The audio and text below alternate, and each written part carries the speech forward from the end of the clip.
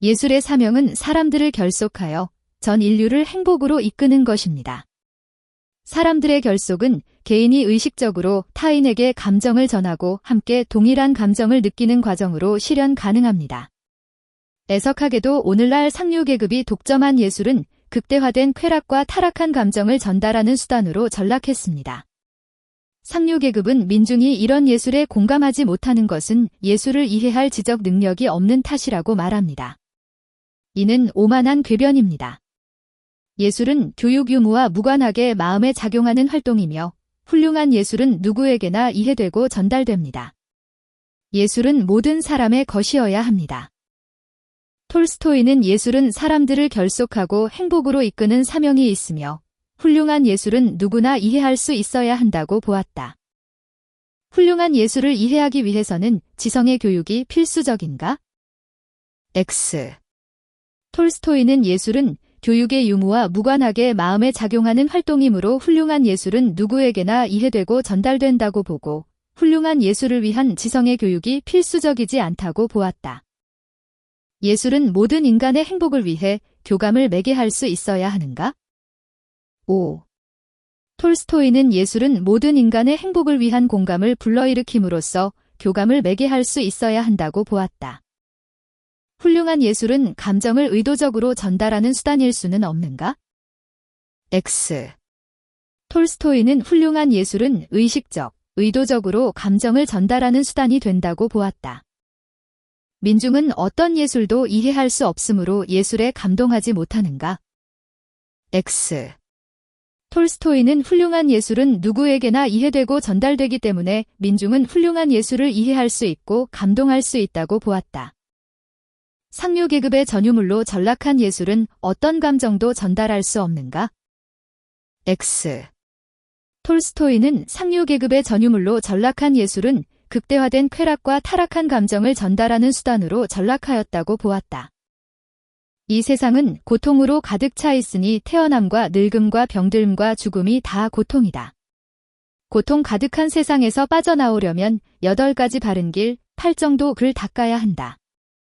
석가모니는 세상의 고통에서 벗어나려면 8가지 바른 길을 닦아야 한다고 보았다. 기는 모여 형체를 이루고 형체는 다시 생명을 이루지만 결국 흩어져 죽음으로 돌아간다. 이처럼 삶과 죽음은 마치 낮과 밤이 주기적으로 순환하듯 끝없이 반복된다. 장자는 삶과 죽음은 기와 형체의 순환처럼 반복된다고 보았다. 현세에 악업을 쌓으면 내세에 다시 태어날 수 없는가? X. 석가모니는 현세에 악업을 쌓든 선업을 쌓든 깨달음에 이르지 않으면 내세에 다시 태어나게 된다고 보았다. 모든 번뇌가 소멸된 사람도 죽음의 고통을 벗어날 수 없는가? X. 석가모니는 모든 번뇌가 소멸된 사람은 열반에 이른 사람으로서 삶과 죽음의 고통에서 벗어난다고 보았다. 삶과 죽음의 참된 의미를 깨달으려면 꾸준히 수행해야 하는가? 5. 석가모니는 삶과 죽음이 모두 고통이라는 것을 깨달으려면 꾸준히 수행해야 한다고 보았다. 태어나 죽음에 이르기까지 인해 때따라 살아가야 하는가? X. 태어나 죽음에 이르기까지 인의에 따라 살아가야 한다는 것은 공자를 비롯한 유교의 입장이다. 죽음 이후 흩어진 기는 순환에서 벗어나 필연적으로 사라지는가? X. 장자는 죽음 이후 흩어진 기는 순환에서 벗어나 필연적으로 사라지는 것이라고 보지 않았다. 장자에 따르면 삶과 죽음은 기가 모였다가 흩어지는 자연적이고 필연적인 과정으로서 서로 연결된 순환 과정이다. 삶과 죽음의 참된 의미를 깨달으려면 꾸준히 수행해야 하는가? 5. 장자는 삶과 죽음은 기가 모였다가 흩어지는 자연적 과정이라는 것을 깨달으려면 꾸준히 수행해야 한다고 보았다. 성적 욕망은 고독의 불안, 허전함, 정복하려는 욕망에 의해서도 자극될 수 있다. 대부분의 사람들 마음속에 성적 욕망은 사랑의 관념과 결부되어 있다. 그래서 사람들은 서로 육체적으로 원하는 것이 곧 사랑이라고 여기는 그릇된 결론에 빠지기 쉽다. 성적 욕망이 사랑에 의해 자극되지 않으면 육체적 결합은 일시적 의미 이상의 결합이 결코 아니다. 사랑 없는 육체적 결합은 서로를 이전과 같이 남남으로 멀어지게 하며 서로 부끄럽게 만들거나 심지어 서로 혐오하게 만들기까지 한다. 프롬은 성적 매력과 성적 결합에 의해 주도된 사랑은 실패한다고 보고 이러한 실패를 극복하는 방법은 사랑이 기술이라는 것과 진정한 사랑은 인간의 온전한 인격적 관계 속에 있음을 깨달아야 한다고 주장하였다. 사랑하는 사이에서는 서로 어떠한 욕망도 추구할 수 없는가? X. 프롬은 성적 욕망이 사랑에 의해 자극될 수 있고 사랑하는 사이에서 성적 욕망이 추구될 수 있다고 보았다. 사랑하는 사이에서는 서로 어떠한 욕망도 추구할 수 없는가? X. 프롬은 성적 욕망을 동반한 육체적 관계가 사랑에서 비롯될 수 있다고 보았다. 사랑이 전제되지 않으면 성적 관계는 지속적 의미를 가질 수 없는가? 5. 프롬은 사랑이 전제되지 않은 육체적 결합은 일시적 의미 이상의 결합이 결코 아니기에 지속적 의미를 가질 수 없다고 보았다. 적 욕망과 사랑의 관념이 결부된 상태로는 타인과 결합할 수 없는가? X. 프롬은 대부분의 사람들 마음속에 성적 욕망은 사랑의 관념과 결부되어 있다고 보고 성적 욕망과 사랑의 관념이 결부된 상태에서 타인과 결합될 수 있다고 보았다. 불안에서 비롯된 육체적 결합이 서로를 미워하게 만들 수는 없는가? X. 프롬은 사랑 없이 고독의 불안, 허전함, 정복하려는 욕망에 의한 육체적 결합은 서로를 혐오하게 만들기까지 한다고 보았다. 만약 삶이 너무 힘들고 지친 나머지 스스로 삶을 마감하려는 누군가가 있다면 어떤 말을 해줄 수 있을까요? 사람은 그 행위가 자신에 대한 의무에 어긋나지는 않을까 물을 수 있는 이성을 지닌 존재입니다. 남은 인생이 쾌적함보다 해악의 위험이 크다는 이유로 자기 사랑의 관점에서 이쯤에서 삶을 단축하겠다는 원리를 준칙으로 삼을 수 있을지 생각해 봅시다. 여기서 그 사람은 스스로에게 물어야 합니다.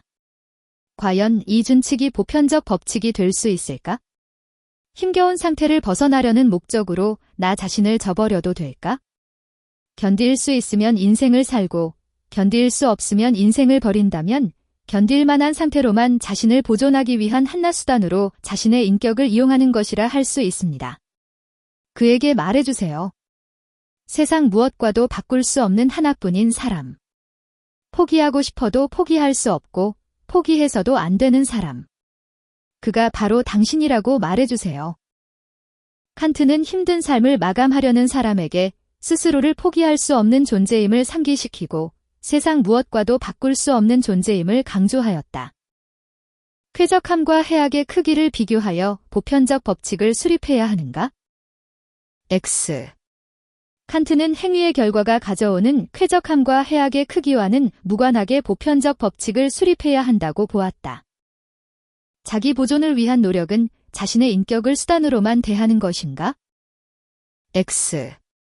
칸트는 자기 보존은 의무이며 자기 보존을 위한 노력은 자신의 인격을 존중하는 행위라고 보았다. 자기 사랑의 원리에 근거한 준칙이 의무에 부합하는 경우는 없는가? X. 칸트는 자기 사랑의 원리에 근거한 준칙이 의무에 부합할 수 있다고 보았다. 인간은 자신의 인격성을 포기해서는 안 되는 존엄한 존재인가? 5. 칸트는 인간은 존엄성을 지닌 존재로서 자신의 인격성을 포기해서는 안 된다고 보고 고통을 벗어나기 위해 자신을 저버리는 것은 자신의 인격을 한낱 수단으로 이용하는 것으로서 도덕 법칙에 어긋나는 것이라고 보았다. 인간은 자기 사랑을 목적으로 도덕 법칙을 수립하는 이성적 존재인가?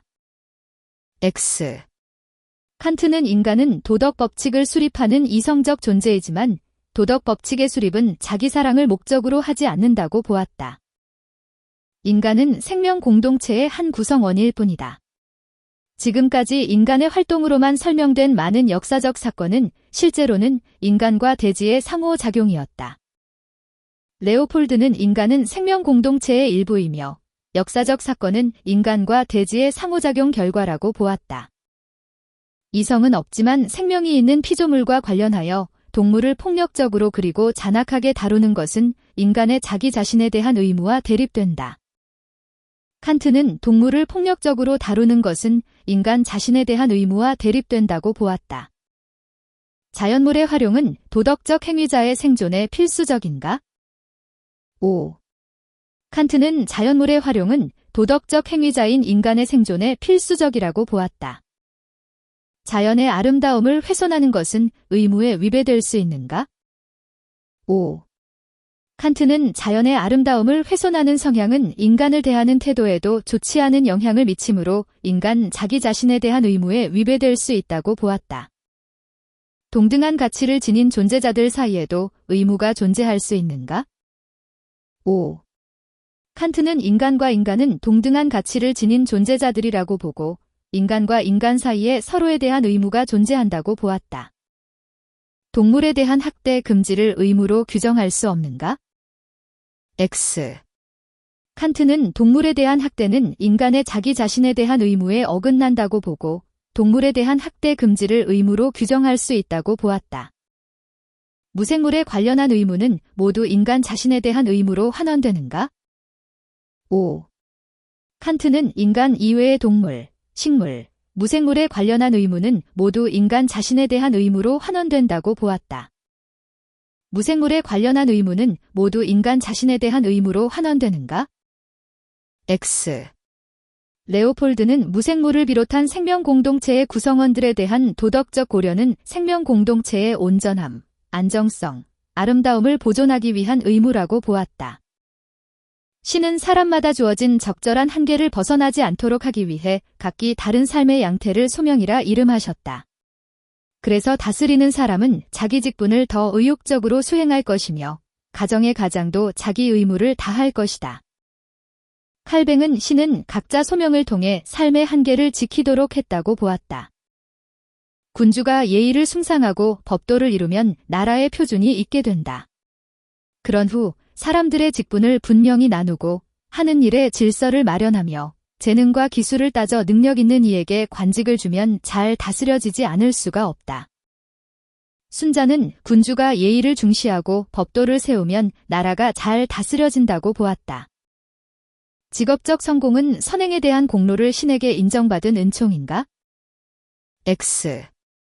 칼뱅은 직업적 성공은 신의 은총이라고 보았지만 그러한 은총이 선행에 대한 공로를 신이 인정한 것이라고 보지는 않았다. 소명으로 주어진 직업 중 고귀하지 않은 직업은 있을 수 없는가? 5. 칼뱅은 직업은 신의 부르심, 즉 소명이며 세상 사람들이 천하다고 여기는 직업이라고 해도 소명으로 주어진 직업은 모두 신이 보기에 고귀하다고 보았다. 군자와 소인은 그 본성이 다르기에 직업에 차별이 있어야 하는가? X. 순자는 군자의 본성과 소인의 본성은 모두 악하다고 보았다. 직업은 재능에 따라 정해지므로 공적을 따져 보상해서는 안 되는가? X. 순자는 재능과 기술을 따져 능력 있는 사람에게 벼슬을 주어야 하며 공적을 따져 보상해야 한다고 보았다. 각자의 직업은 천직이기에 개인의 의지로 바꿀 수 없는가? X. 순자는 직업은 하늘이 아니라 각자의 적성과 능력에 따라 사회적 역할을 분담하게 하는 예에 따라 정해져야 한다고 보았다.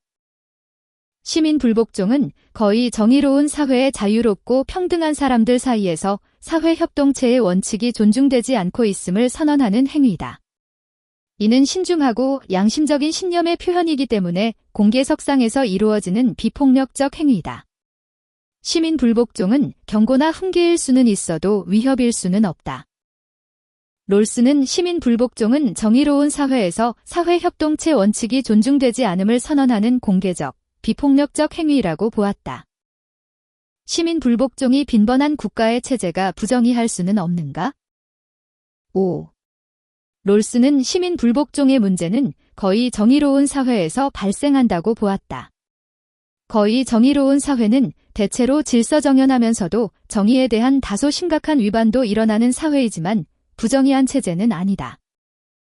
시민 불복종은 정치적 원칙에 근거해 정당화되어서는 안 되는가? X.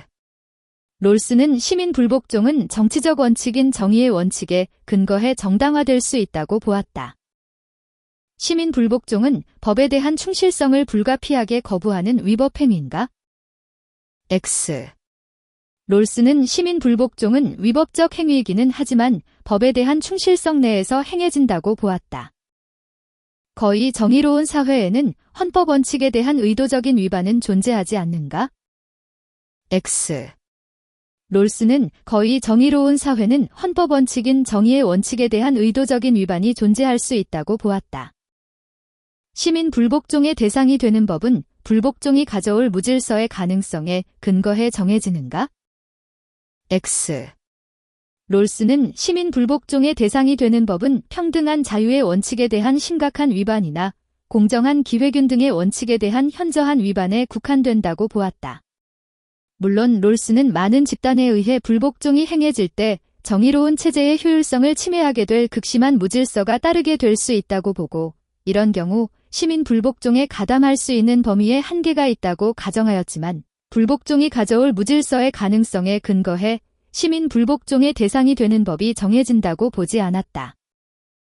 도구적 행위는 개인적 목적에 맞추어 정밀하게 상정된 목표를 얻기 위해 적절해 보이는 수단을 선택해 일련의 상황과 사건에 효과적으로 대처하려는 성공 지향적 행위이다. 이에 비해 의사소통적 행위는 행위자들이 자기중심적 성공 계산이 아니라 상호 이해를 통해 행위 계획들을 조정하는 이해 지향적 행위이다. 의사소통적 행위자들은 개인의 성공을 우선적으로 지향하지는 않는다.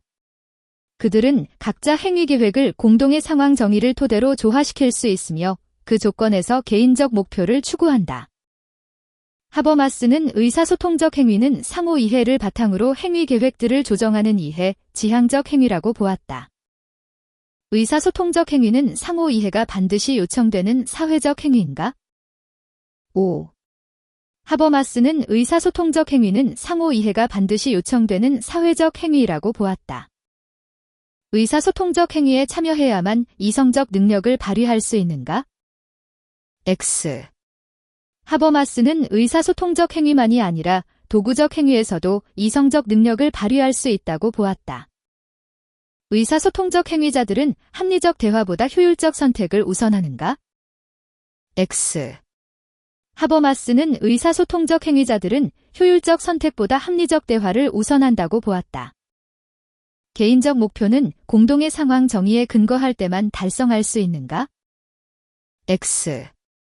하버마스는 개인적 목표는 자기중심적 성공 계산을 지향하는 도구적 행위를 통해서도 달성될 수 있다고 보았다. 도구적 행위는 이해타산을 벗어남으로써 목표에 도달할 수 있는가? X. 하버마스는 도구적 행위는 이해타산적이고 일련의 상황과 사건에 효과적으로 대처하려는 성공 지향적인 행위라고 보았다. 살인을 저지르면 그는 죽어야만 한다. 이 경우 정의의 충족을 위한 대체물은 없다. 제 아무리 고통 가득한 생이라 해도 생과 사 사이에 동종성은 없다.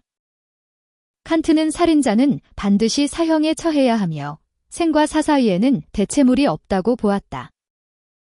형벌은 지속적 효과를 지닐 때 범죄를 더 잘 예방할 수 있으며 일반인의 범죄 억제에 충분한 강도만 가져야 한다. 사형은 한순간 강렬한 인상만 줄 뿐이다.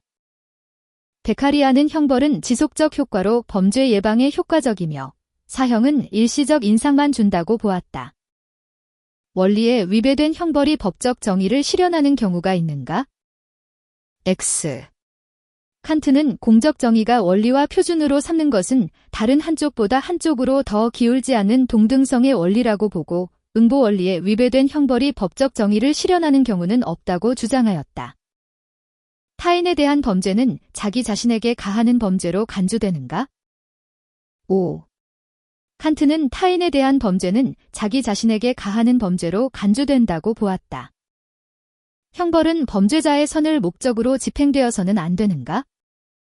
5. 칸트는 형벌은 시민사회의 선 또는 범죄자의 선을 목적으로 집행되어서는 안 되고 오직 범죄자가 범죄를 저질렀기 때문에 집행되어야 한다고 보았다. 사형은 범죄자뿐만 아니라 시민들에게도 해악을 유발하는가? 5. 베카리아는 사형은 범죄자뿐만 아니라 시민들에게도 해악을 유발한다고 보았다. 베카리아는 종신노역형이 사형보다 교훈적인 공포감을 지속적으로 일으킨다고 보고 종신노역형이 사형보다 범죄 예방 효과가 크다고 주장하였다. 형벌은 범죄자의 선을 목적으로 집행되어서는 안 되는가? 5. 베카리아는 형벌은 범죄자의 선을 위해서가 아니라 시민의 선을 위해 집행되어야 한다고 보았다. 기술시대 윤리학은 인과적 범위가 미래까지 확장되는 행위와 관련된다. 이 행위에는 항상 불완전한 예견적 지식이 동반되며 장기적 결과에 엄청난 규모와 회복 불가능성이 첨가된다. 현실적으로 인간의 지식 크기는 행위의 인과적 규모와 같을 수 없다. 즉, 미래에 대한 예견적 지식이 우리 행위에 권력을 제공하는 기술적 지식보다 뒤처질 수밖에 없다는 사실에서 윤리적 의미가 발생한다. 이 모든 것이 책임을 윤리학의 중심에 세워놓는다. 요나스는 기술시대 윤리학은 미래까지 영향을 미치는 행위의 불완전한 예견적 지식과 책임에 집중한다고 보았다. 책임의 범위는 기술이 내포한 잠재적 위험까지 포함할 수 없는가? X. 요나스는 책임의 범위는 기술이 내포한 잠재적 위험까지 포함해야 한다고 보았다. 결과의 불확실성은 책임의 불가피성을 거부하는 명분이 될 수 없는가? 5. 요나스는 예견되는 결과에 대한 책임만이 아니라 예견되지 않는 결과에 대한 책임까지 책임의 범위에 포함해야 한다고 보고, 결과의 불확실성은 책임의 불가피성을 거부하는 명분이 될 수 없다고 주장하였다. 책임질 능력은 행위 결과에 대한 완전한 지식을 동반해야만 생기는가? X. 요나스는 인간만이 책임질 수 있는 유일한 존재라고 보고, 책임질 능력은 행위 결과에 대한 완전한 지식이 동반되지 않더라도 생긴다고 주장하였다. 예견적 지식과 기술적 지식의 격차에서 새로운 윤리의 필요성이 제기되는가? 5. 요나스는 예견적 지식과 기술적 지식의 격차로 인해 새로운 윤리, 즉 책임 윤리의 필요성이 제기된다고 보았다. 인간은 자신의 모든 권리를 공동체에 완전히 양도합니다. 이것은 아무것도 남겨두지 않는 양도여서 각자는 모두에게 자신을 주기에 아무에게도 주지 않는 것입니다. 루소는 인간은 모든 권리를 공동체에 양도하여 각자가 모두에게 자신을 주지만 아무에게도 주지 않는다고 보았다. 인간은 자신의 생명, 자유, 재산에 대한 소유를 보존하기 위해서가 아니라면 자연 상태의 자유를 단념하지도 사회 및 정부의 자신을 구속시키지도 않을 것입니다. 로크는 인간은 생명, 자유, 재산 보호를 위해 자연 상태의 자유를 포기하고 사회, 정부에 구속된다고 보았다. 개인은 다수의 전체 의지에 복종함으로써 자유를 보장받는가? X. 루소는 개인은 다수의 전체 의지가 아니라 일반 의지에 복종함으로써 자유를 보장받는다고 보았다. 시민들은 정부를 교체할 수 있는 권력을 갖는가? 5. 루소는 주권자는 정부의 권한을 주권자의 뜻대로 제한, 교체할 수 있다고 보았다. 입법권은 어떤 정부 형태든 모든 국가에서 최고 권력인가? 5. 로크는 입법권은 국가의 최고 권력이라고 보았다. 사회계약과 소유권 행사에는 인민의 동의가 필수적인가? X. 로크는 사회계약은 인민의 동의에 의해 수립되기 때문에 인민의 동의가 필수적이라고 보았다. 하지만 로크는 개인은 자연 상태에서 소유권을 지니고 있을 뿐 아니라 사회계약 시 소유권을 양도하지 않으므로 소유권 행사는 인민의 동의가 필수적이지 않다고 보았다. 시민들은 정부를 교체할 수 있는 권력을 갖는가? 5. 로크는 정부가 시민의 권리와 자유를 침해할 경우 시민은 정부를 해체하고 새로운 정부로 교체할 수 있다고 보았다. 부귀는 사람들이 바라는 것이지만 정당한 방법으로 얻은 것이 아니면 누려서는 안 된다. 빈처는 사람들이 싫어하는 것이지만 부당한 방법으로 벗어나려 해서는 안 된다. 인을 버리고 어찌 군자라 이름할 수 있겠는가? 백성을 법과 제도로 이끌고 형벌로 다스리면 백성은 형벌을 피하려고만 하고 부끄러워할 줄 모르게 된다. 덕으로 이끌고 예로 다스리면 백성은 부끄러워할 줄 알고 또한 자신의 잘못을 바로잡으려 한다. 공자는 부귀는 정당한 방법으로, 빈처는 부당한 방법으로 벗어나지 말아야 하며 덕과 예로 백성을 다스려야 한다고 보았다. 군자는 의로움보다 이로움을 우선해서는 안 되는가? 5. 공자는 군자는 사사로운 욕망을 극복하여 이로움보다 의로움을 우선해야 한다고 보았다. 빈천을 벗어나 부귀를 누리는 사람은 군자가 될 수 없는가? X. 공자는 빈천에 처한 사람도 부귀를 누리는 사람도 인, 긴,을 실현하여 군자가 될 수 있다고 보았다. 이는 군자의 내면적인 덕목이므로 다스림의 근본이 될 수 없는가? X. 공자는 이는 군자의 내면적 덕목이면서 동시에 다스림의 근본이 된다고 보고 통치자가 먼저 덕을 갖추고 백성을 다스려야 한다고 주장하였다. 욕망을 극복하고 극기 지름을 높이는 것은 인과 예에 어긋나는가? X. 공자는 욕망을 극복하고 이름을 높이는 것이 인과 예에 부합한다고 보았다. 백성 스스로 잘못을 깨닫게 하려면 형벌로 다스릴 수밖에 없는가? X. 공자는 백성 스스로 잘못을 깨닫게 하려면 형벌로 다스리기에 앞서 덕으로 인도하고 예로서 다스려야 한다고 보았다. 정의로운 분배의 충분 조건은 자신이 소유하는 것을 가질 권리를 소유함이다. 정의로운 상황으로부터 정의로운 단계를 거쳐 발생한 것은 무엇이든 정의롭다. 칸트는 평화 상태는 상호계약에 의해 가능하다고 보았다. 정의로운 분배의 충분 조건은 자신이 소유하는 것을 가질 권리를 소유함이다. 정의로운 상황으로부터 정의로운 단계를 거쳐 발생한 것은 무엇이든 정의롭다. 노직은 정의로운 분배는 소유권과 정의로운 과정의 결과로 정의된다고 보았다. 국가의 재분배 행위는 경제적 불평등을 교정할 때만 정의로운가? X. 노직은 국가의 재분배 행위는 취득의 원칙 또는 이전의 원칙을 지키지 않음으로써 발생한 부정의를 교정할 때 정의롭다고 보았다. 최소 국가보다 더 포괄적인 국가에서는 정의로운 소유가 발생할 수 없는가? X. 노직은 최소 국가가 정당화될 수 있는 가장 포괄적인 국가라고 주장하였다.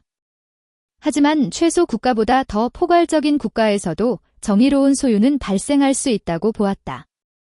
그러한 국가에서도 취득의 원칙과 이전의 원칙이 지켜지는 경우가 있기 때문이다. 분배 절차가 부정의하더라도 분배 결과가 정의로운 경우가 있는가? X. 노직은 분배 절차가 부정의했다면 분배 결과가 정의롭지 않다고 보았다. 사회 기본 구조는 시민의 기본적 자유와 권리도 분배하는가? 5. 롤스는 사회 기본 구조는 시민의 기본적 자유와 권리 그리고 의무를 분배하고 사회 협동체로부터 생긴 이익을 분배한다고 보았다. 원초적 입장의 개인은 타인이 삶의 목적을 가지고 있음을 모르는가? X.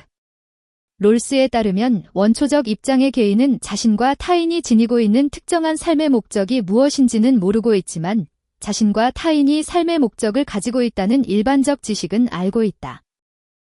분배 절차가 부정의하더라도 분배 결과가 정의로운 경우가 있는가? X. 롤스는 분배 절차가 부정의했다면 분배 결과가 정의롭지 않다고 보았다. 덕은 실천 관행을 지지하는 그리고 실천 관행에 내재하는 선의 성취를 가능하게 하는 성향으로 이해될 수 있다. 덕은 선에 대한 탐색을 지속하게 함으로써 자기 지식과 선에 관한 지식을 증진하게 하는 성향이다. 매킨타이어는 덕은 실천을 통해 선을 성취하고 자기 및 선에 대한 지식을 증진하는 성향이라고 보았다. 자연은 인류를 쾌락과 고통이라는 최고의 두 군주가 지배하도록 하였다. 오직 쾌락과 고통만이 우리가 무엇을 해야 하는가를 지시해준다. 옳음과 그름의 기준은 이 둘의 왕좌에 매여 있다.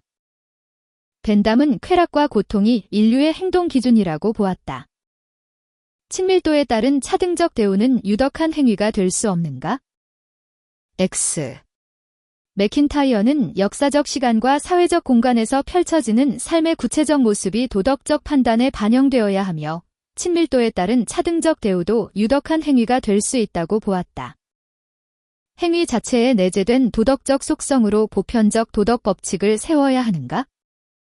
X. 매킨타이어는 보편적 도덕 법칙을 세워야 하는 것이 아니라 인간의 욕구나 감정, 인간관계를 중시하며 도덕적 판단에서 구체적이고 맥락적인 사고를 해야 한다고 주장하였다. 도덕 행위의 실천적 고려 범위에서 공동체를 배제해서는 안 되는가? 5.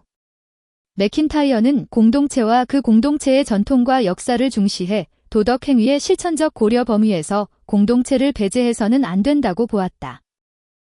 국가의 입법 원리와 개인의 도덕 원리는 궁극적으로 같을 수 없는가? X. 벤담은 공리는 국가의 입법 원리인 동시에 개인의 도덕 원리라고 보고 국가의 입법 원리와 개인의 도덕 원리는 궁극적으로 같다고 주장하였다. 쾌락과 고통으로서 행위 결과를 평가할 수 있지만 행위 동기를 설명할 수는 없는가? X.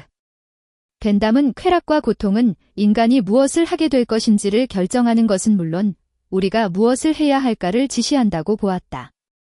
따라서 벤담에 따르면 행위의 결과를 쾌락과 고통으로서 평가할 수 있을 뿐만 아니라 행위의 동기도 쾌락과 고통으로 설명할 수 있다. 도덕 행위의 실천적 고려 범위에서 공동체를 배제해서는 안 되는가? 5. 벤담은 도덕 행위는 개인들의 이익의 총합인 공동체 전체의 이익을 극대화하는 행위이며 도덕 행위의 실천적 고려 범위에서 공동체를 배제해서는 안 된다고 보았다. 이성적으로만 보면 국가들이 전쟁을 중지하는 방식은 오직 무법칙적 자유를 포기하고 공법의 규제에 순응하여 종국에는 모든 민족을 포함하는 단일 국가를 형성하는 것뿐이다. 그러나 국가들이 결코 이를 의욕하지 않을 것이다. 대신 국가들은 이러한 적극적 이념이 아니라 전쟁을 회피하면서 지속적으로 확장되는 연맹이라는 소극적 대응물을 택함으로써 전쟁에 대한 성향이나 법의 통제를 꺼리는 성향을 중지할 수 있을 것이다. 칸트는 국가들은 전쟁을 막기 위해 단일 국가를 형성하는 대신 전쟁을 회피하고 확장되는 연맹을 택할 것이라고 보았다. 영구 평화의 실현 이후 세계 공화국을 수립할 수 있는가? X. 칸트에 따르면 영구 평화가 실현된다고 해도 세계 공화국은 수립되지 않는다. 자유로운 국가들이 세계 공화국을 의욕하지 않는다고 보았기 때문이다.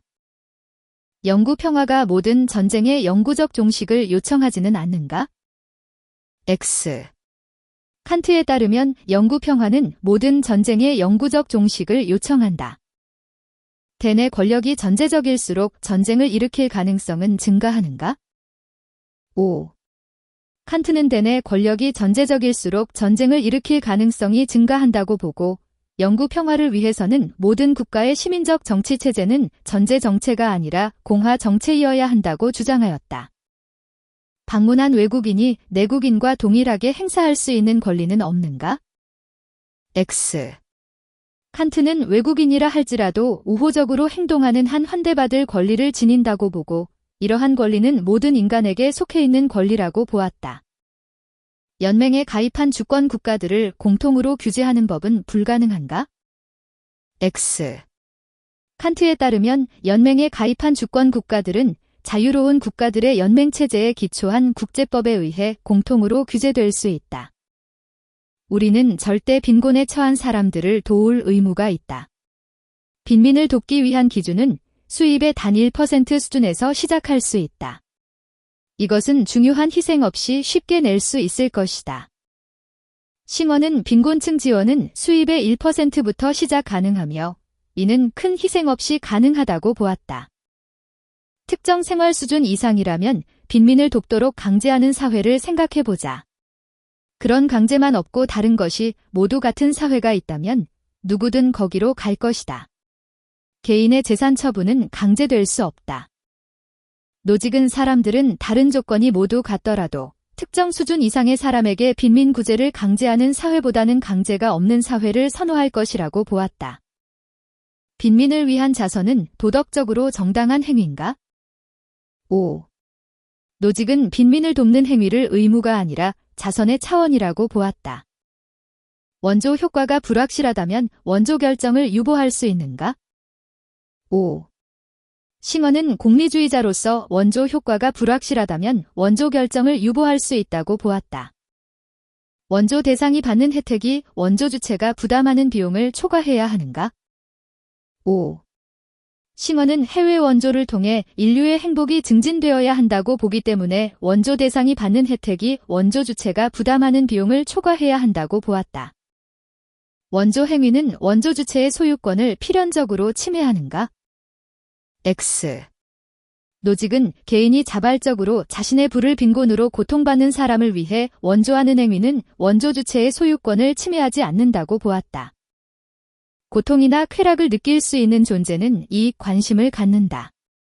호모 사피엔스인지 아닌지 여부로 아기의 생명권은 승인하고 다른 동물의 경우는 승인하지 않는 것은 종차별주의이다. 싱어는 호모 사피엔스 여부와 무관하게 고통과 쾌락을 느끼는 존재는 생명권을 가져야 하며 그렇지 않은 동물의 생명권을 부정하는 것은 종차별주의라고 보았다. 동물은 인간을 위한 수단으로 활용될 수 없는가? X. 싱어는 동물의 이익을 인간의 이익과 동등하게 고려해야 한다고 보면서도 동물은 인간을 위한 수단으로 활용될 수 있다고 보았다. 인간 이외의 모든 동물도 도덕적 지위를 지니는가? X. 싱어는 모든 동물이 아니라 쾌고 감수 능력이 있는 동물에게 도덕적 지위가 있다고 보았다. 동물 실험을 통해 인간의 이익이 산출될 수 없는가? X. 싱어는 동물 실험을 통해 인간의 이익이 산출될 수 있다고 보았다.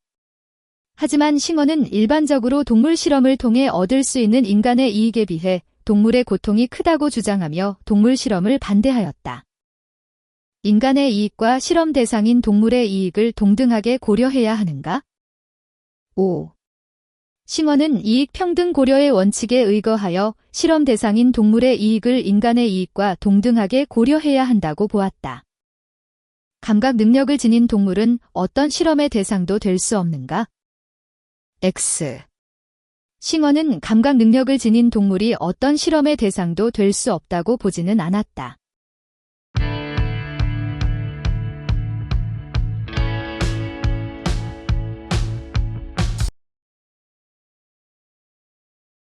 수고하셨습니다. 반복 학습으로 학습 효과를 높이세요.